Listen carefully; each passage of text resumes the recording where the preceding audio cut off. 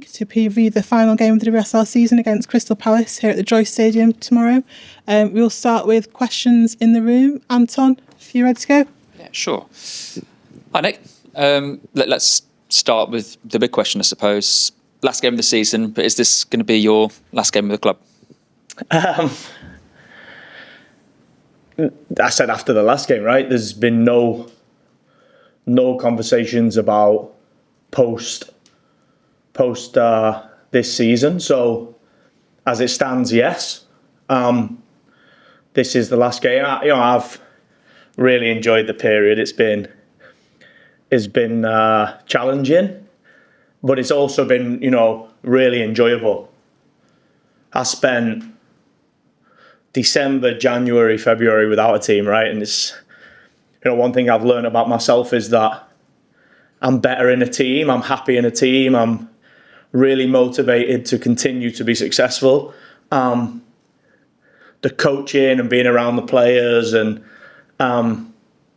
planning games and big games that we've had, I've been almost at home in that moment. So post this, who knows? As again, there's been no conversations with this team about continuing. But one thing I will say is, my desire is and my intention is to be with the team from pre-season. And I'm almost certain I will be with the team from pre-season. There were some really good conversations when I was out through December, January, February, about, being with the team in, leading the team in pre-season. And, I have to park them when I come into this role and I really enjoy it. But my desire is to be with the team. I will be with the team from pre-season and I'm really excited for that. We've seen various clubs in the last few days sort of say this will be the last game for so-and-so players. Will Saturday's game be a farewell for some of the players as well this weekend? Yeah, it's almost a follow-on from the last question. There's been no conversations with me about the squad. I couldn't tell you, how this squad will look next season. I've not been involved in any conversations about the future of the team, who will stay, who will leave, who will come in.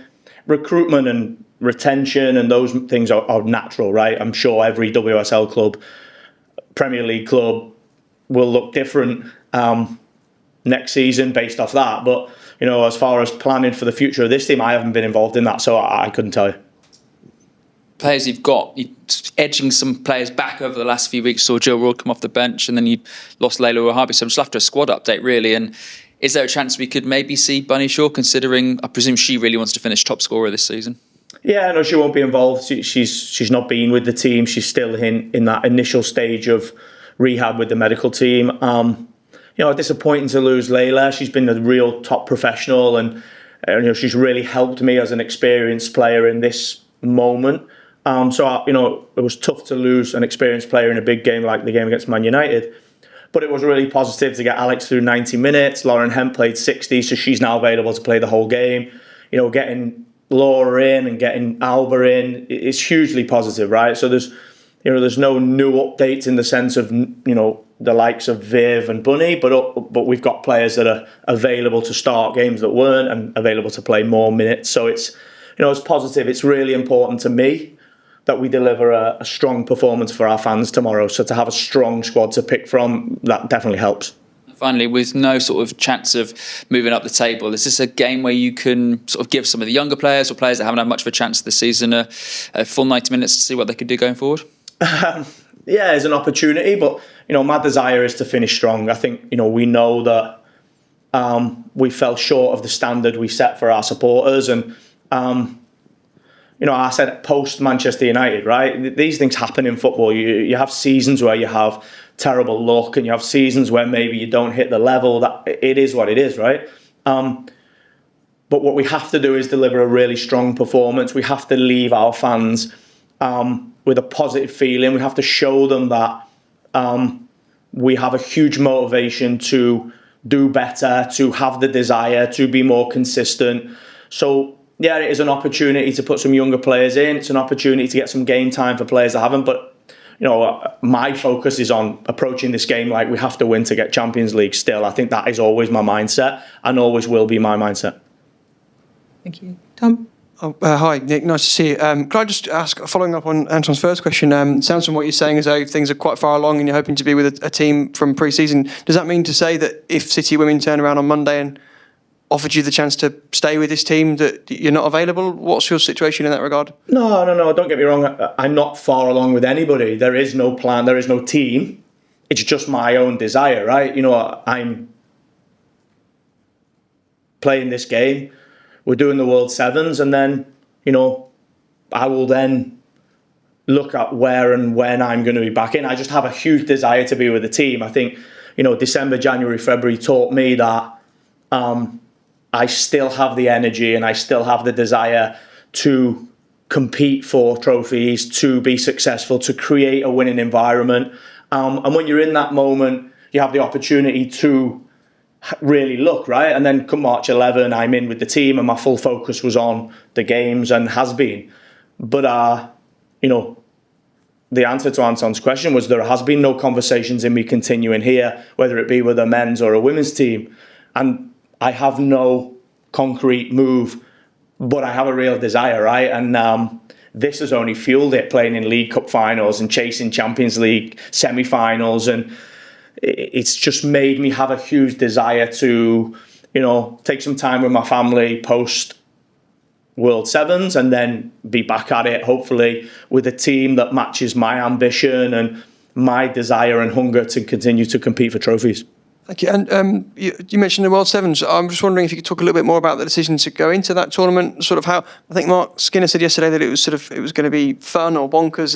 How much are you looking forward to it, and what's it going to be like? Do you think in terms of the tournament itself and the chance for the players to kind of showcase their skills? Yeah, I think it's really exciting. I think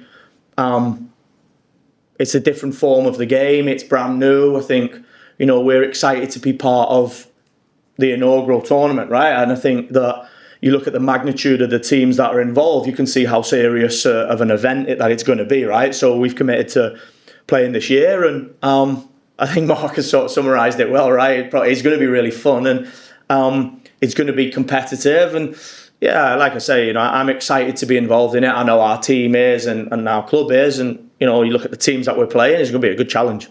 Please could I ask you about your opponents tomorrow, Crystal Palace? I'm particularly wondering what you've made of it, maybe compared to when you were in the league before. We've seen various teams that dropped down, like Yeovil, for example, or different teams that were lower on the points ranking than Palace. But where do you think the gap is now between the teams coming up and the teams going down, and how much sympathy do you have for Palace this season with how they've sort of got more points than some who've gone down, but still haven't quite had enough? Yeah, it's tough. I think it's twofold, right? I think the fact that Palace have more points shows the growth of the league, shows how competitive the league is getting. I think you can see, we've had some really tough games against Brighton and Everton, and so the league is definitely, from my time, 2019, and then coming back now, the league is definitely getting stronger. I think I'm excited to see London in the league next year. You can see what they're doing, what the ownership group and the team is doing there. So, when you reference the likes of Yeovil and now Crystal Palace maybe coming and going down, I think it's going to be a completely different situation with London coming up. They look like a team that has a real serious ambition to be successful. Thank you, Nick. See you tomorrow. Yeah. Hi, Nick. We see this Saturday's game sort of kind of dedicated to the fans. It's kind of a real celebration of their support. Just since you come into till tomorrow, what have you made of the fans backing, and how nice has it been for you to sort of lead a team in front of those fans again?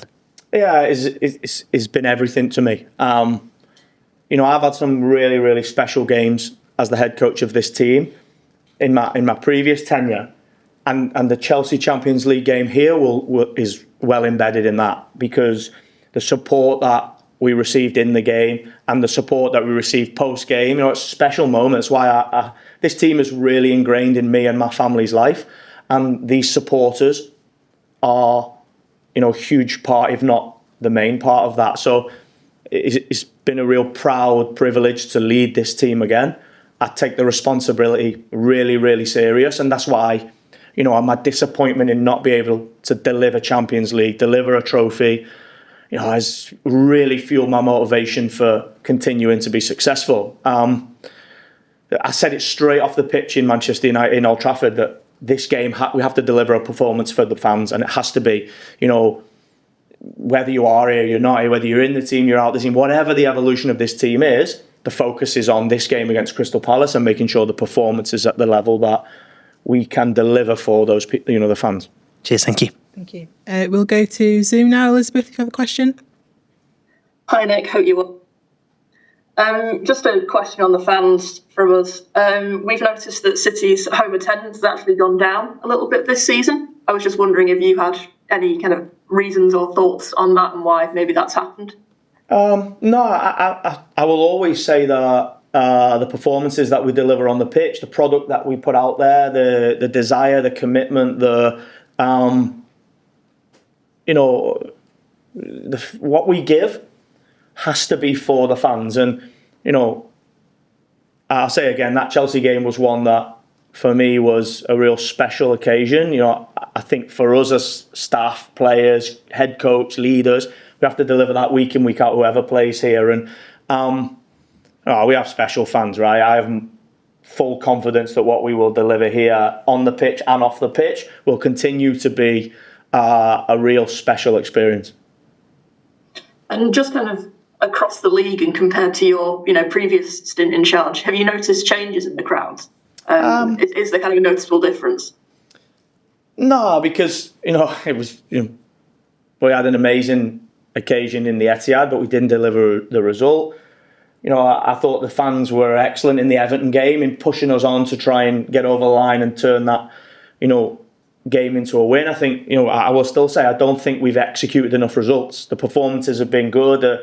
The players' desire and ambition is there. I've seen that on the first day, but we've fell the wrong side of too many results in the sense of 1-0 up against Chelsea, 1-1 against Everton, 1-1 against Chelsea in the League Cup final, and we've not been able to turn those games into wins. So for us, it's about reflecting and reviewing and making sure that what we deliver on the pitch brings the fans in, excites the fans, and continues to be at the level that me personally I expect for our football team. Great, thanks, Nick. Good luck tomorrow. Thank you. Thanks, everyone. Thank you, guys. Thank you.